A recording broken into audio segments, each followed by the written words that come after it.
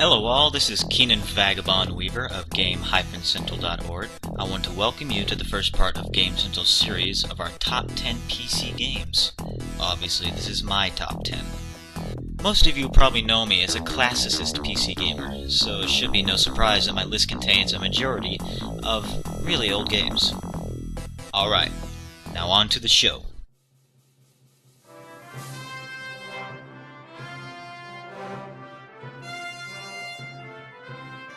Indiana Jones and the Fate of Atlantis was a masterpiece game at the time of its release in 1992. It was the second point-and-click adventure Indiana Jones game made by LucasArts, and it's easily the best SCUMM engine game ever made. Its beautiful graphics, dramatic music, and compelling storyline make it deserve the number 10 spot on my list.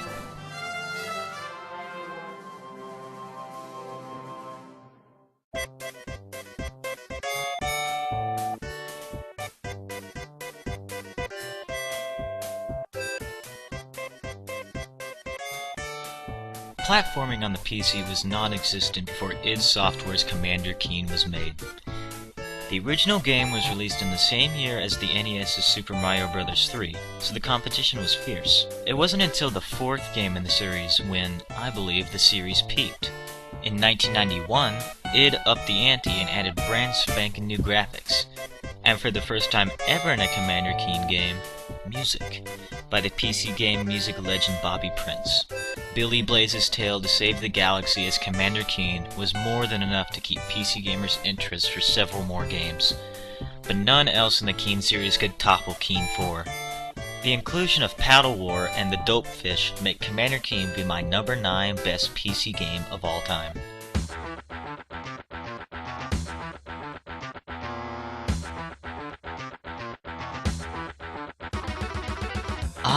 Doom. The first PC game to popularize modifications and multiplayer. Plus, incredible graphics, rockin' music, and giving me nightmares! Doom was the first game I ever played that made me not want to play it, because of how frightening it was. Seeing the 1-pixel red dotted eyes of the imps as a 7-year-old really made me who I am today. That's why it's number 8.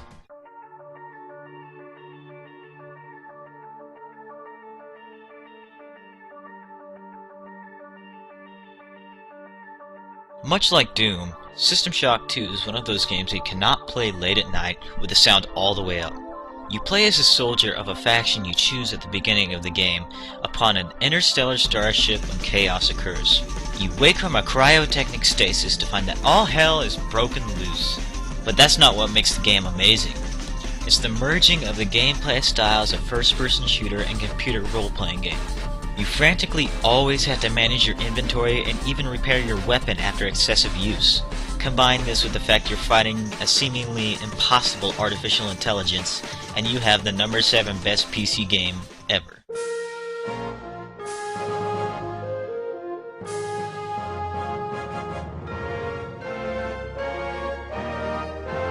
The first non-linear game storyline in the history of video games, Wing Commander was the most innovative PC game of all time. The Star Wars-like space opera of intergalactic warfare between the Terran Confederation and the Kilrathi was the first time gamers had ever seen an epic storyline. Its huge leap in graphical capability, music, and plot development changed video gaming forever. This first game spawned a huge franchise that included more than 13 games, a collectible card game, action figures, an animated TV series, a novel series, and even a film. While the series has been put on hold for now, the mark of the original can still be seen everywhere. That's why it's number 6.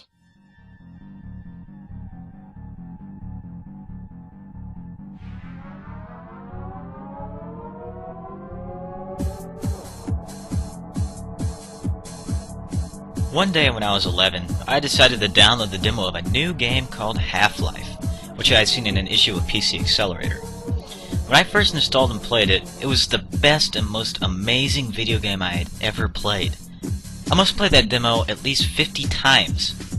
And then when the full game came out, I played that at least 50 times.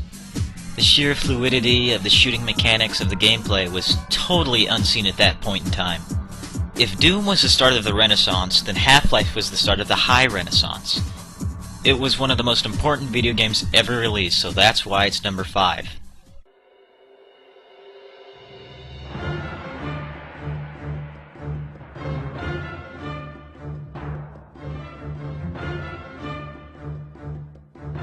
Operation Flashpoint is a military simulation first-person shooter that is incredibly realistic.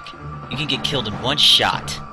There's non-lenient bullet arrow dynamics, and there's only one save per mission. There's a combination of troop operations, stealth or all-out warfare, tank missions, and even helicopter and jet ops. I've put more hours into Operation Flashpoint than any other game I've ever played. Maybe it's because of its incredibly realistic military simulation gameplay, but it's probably because of its absolutely astounding mission editor, which allows for easy mission creation. I've downloaded at least 500 custom missions for Operation Flashpoint over the years, which essentially makes the game's replayability infinite, which explains why it's number 4.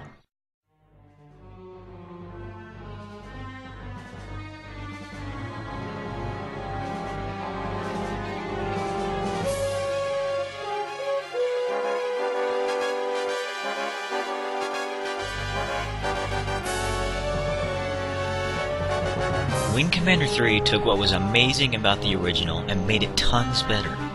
This time around, Electronic Arts and Origin backed the game with a huge budget, totaling over $4 million, the highest budget for a video game ever at that point. The reason for its budget? The casting of B-grade film stars such as Mark Hamill, Malcolm McDowell, Tom Wilson, and John Rhys-Davies.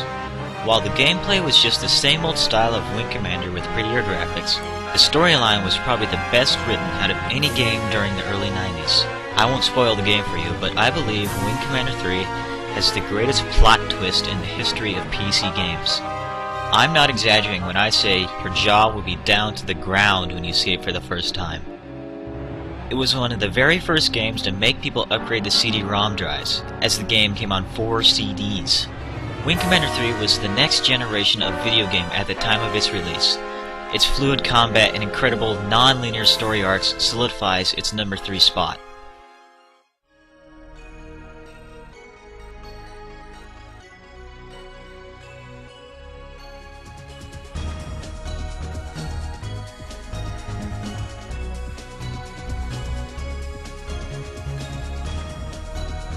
Crusader No Remorse is my favorite video game of all time.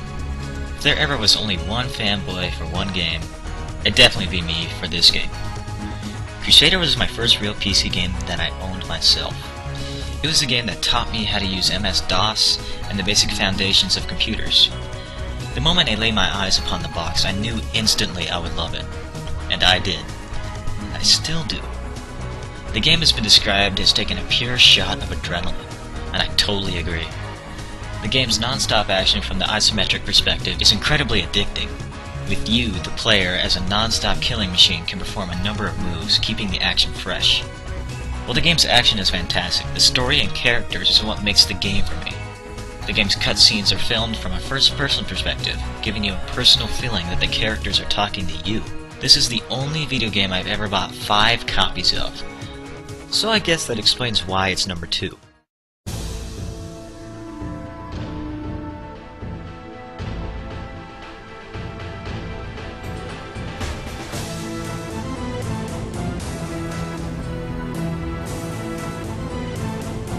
Deus Ex, the number 1 best PC game of all time? No, the number 1 best video game of all time. And that's no exaggeration. If you've been using the internet for the past 7 or 8 years, then there's no doubt that you've heard all the praise for Deus Ex, and it's definitely worth that praise. Deus Ex took what was great about Thief, System Shock 2, and Half-Life, and combined it to make an amalgamation of pure game design genius. You begin the game by choosing what skills to upgrade, depending on your gameplay style. But the incredible gameplay is just part of its genius. Deus Ex's incredible storytelling is simply unmatched. Deus Ex's tale of conspiracy in the cyberpunk future will grab you and hold you for the entirety of the game, and it'll never let you go. If you have never played Deus Ex, I give my highest recommendation, as it's the best video game ever made.